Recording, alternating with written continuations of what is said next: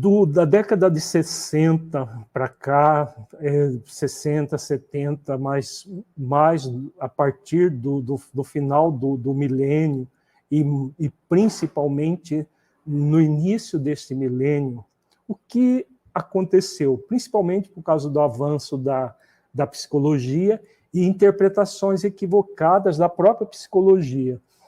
Falou-se muito em traumas de criança, em situações várias, que muitos pais e muitas mães interpretaram de uma forma equivocada, como se qualquer colocação de limites produzisse traumas. Então, o que aconteceu com muitos pais e com muitas mães? Eles saíram de um extremo e foram para o outro extremo.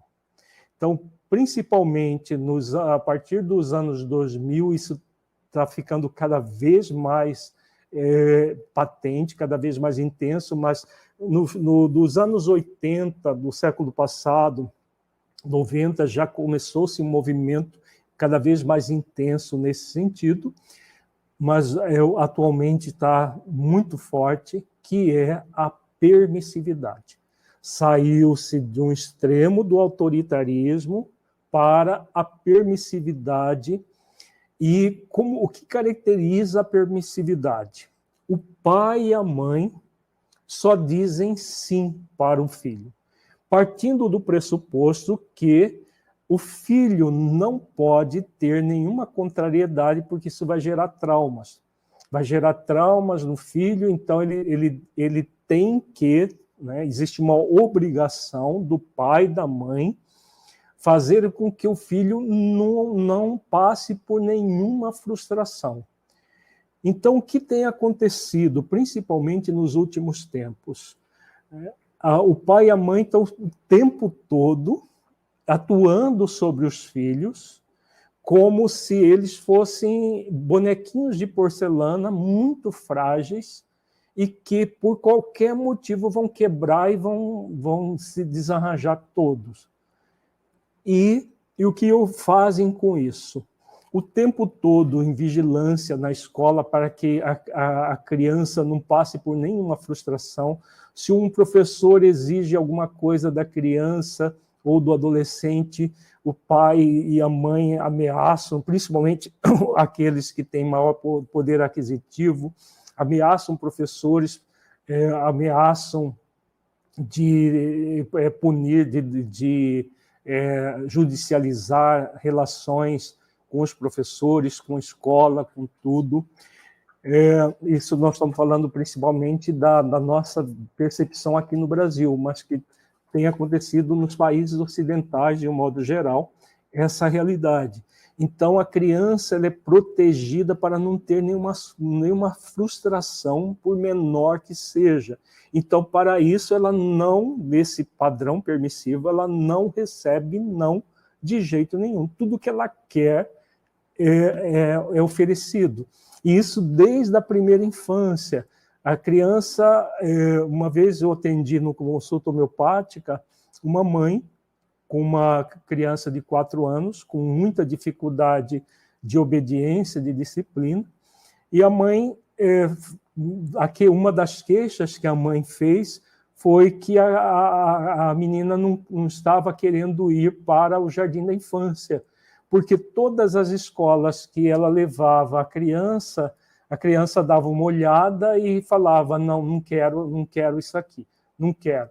Então, uma menininha de 4 anos estava nessa relação dessa mãe, extremamente permissiva, tendo literalmente que ter uma habilidade de abstrair, de escolher uma simples escola. E nada para ela olhava a escola superficialmente, sem nenhuma capacidade de entender o que significa uma escola, e não gostava, e simplesmente a mãe passava para outra, até que não esgotou as possibilidades. E ela trouxe para o tratamento homeopático, é comum os pais permissivos levarem para profissionais resolver os problemas que eles próprios criam na relação. Então, levam para médicos, levam para psicólogos, terapeutas, psicopedagogo, enfim, quanto mais recurso financeiro tem o pai permissivo, a mãe permissiva, mais profissionais vão ser chamados para resolver problemas que eles próprios criam por meio desse processo de permissividade, do filho não passar por nenhuma frustração. O que acontece nesse padrão? Né? Se antes tudo era não, agora tudo é sim, alguma coisa está muito errada. Antes estava muito errado, agora está tão errado ou pior ainda. Por quê? Se antes havia pelo menos um limite, o filho, para não apanhar, ele seguia por um caminho mais condizente com as necessidades, agora não tem limite nenhum. E como não tem limite nenhum, o que acontece? Tanto pai, mãe, quanto os filhos ficam perdidos numa ausência de limites, numa ausência de um parâmetro. Todo ser humano necessita de parâmetros para se bem conduzir. Antes o parâmetro era extremamente rígido. Agora não existe mais nenhum parâmetro. Fazendo uma analogia, é semelhante a uma pessoa morar, por exemplo, no 20º andar de um prédio e não ter paredes. Não ter paredes nas laterais do prédio. Será que a pessoa conseguiria viver bem aí, num apartamento que não tivesse paredes externas, só tivesse paredes internas, mas a pessoa chega próximo do abismo ali, ninguém conseguiria viver bem. Então, esse modelo permissivo, né, usando essa analogia, é semelhante a isso. A pessoa está vivendo num apartamento, no 20º andar, e não ter paredes externas, só as internas para dividir, mas cada cômodo está ali sem nenhum parâmetro. Então, o que vai gerar? Uma educação, né, uma má educação também, extremamente permissiva. O filho não é contrariado em momento algum, e até para tomar o medicamento. Ainda essa semana tivemos uma queixa de uma mãe que a filha não quer tomar, começou o tratamento homeopático e a filha não quer tomar de jeito nenhum. Ela tem um pai permissivo, a mãe tenta fazer alguma coisa e o que acontece? No caso, esse caso é uma adolescente. Não quer fazer aquilo que é necessário ser feito. Por quê? Porque aprendeu que tudo era assim, que nada é colocado como não, porque supostamente vai gerar um trauma. Então, em vez de gerar um trauma, na verdade, que isso não é verdade, que o colocar limite gera traumas, está se gerando uma geração toda de bonequinhos de porcelana tão fina que qualquer toque a pessoa racha aquele boneco de porcelana. Só que os nossos filhos não são bonecos de porcelana. Eles não são frágeis assim, nenhum ser humano é frágil nesse sentido que basta você falar não que vai gerar um trauma. Isso é falso, é interpretação falsa de muitos conhecimentos que a psicologia ofereceu, principalmente a partir dos anos 60 do século passado, e que muitos pais interpretaram assim, não pode colocar as coisas com muito limites, porque senão vai traumatizar. Os profissionais que trabalharam com isso estavam se referindo ao excesso de limites da pseudo-educação autoritária. E aí saiu-se da pseudo-educação autoritária para a pseudo-educação permissiva, que é tão prejudicial, ou, como eu já disse, até pior, porque não oferece parâmetro algum. Antes, o parâmetro rígido, pelo menos, tinha diretriz, agora não tem mais nenhuma diretriz. Então, o que tem acontecido? Com as mínimas frustrações, quando ela surge, porque vai surgir, não há como, se você criar um filho hoje, e nunca houve, né, nenhum tempo houve, como se ele tivesse numa redoma de vidro, sem nenhuma frustração. Se ele for poupado de todas as frustrações na infância, na primeira, na segunda infância, quando chega na adolescência, começam os desafios maiores da adolescência, vão ter muitas frustrações para lidar. E aí não desenvolveu resiliência, não desenvolveu várias virtudes fundamentais para lidar com essas questões de uma maneira equilibrada.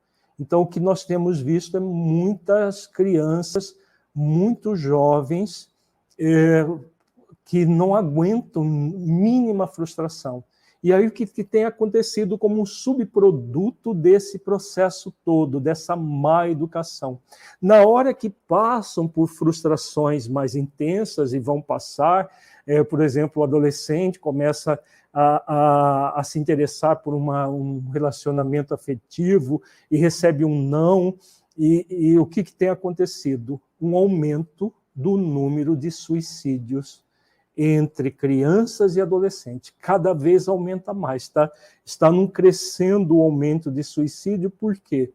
Porque foram muito mal educados a não ter nenhuma frustração. E como isso é impossível, quando tem uma frustração, qual é o movimento do ser humano? Todo o processo de frustração ele é doloroso. Como ele é doloroso, qual que é o movimento primário do ser humano, de qualquer ser vivo, na verdade? É se afastar da dor. Ele se afastar da dor buscando uma situação de prazer. Isso é bem típico de todo ser humano, sempre buscando se afastar da dor e buscando o prazer. Muitos pais fazem isso. A criança, por exemplo, a criança pede um brinquedo, às vezes o pai nem pode comprar aquele brinquedo naquele momento, mas faz um esforço, compra a prestação e entrega para o filho. Daqui a pouco o filho já não tá mais interessado naquele brinquedo, quer outro brinquedo, quer outro game, quer isso, quer aquilo.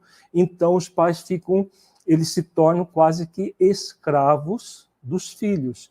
Eles são dirigidos pelos filhos.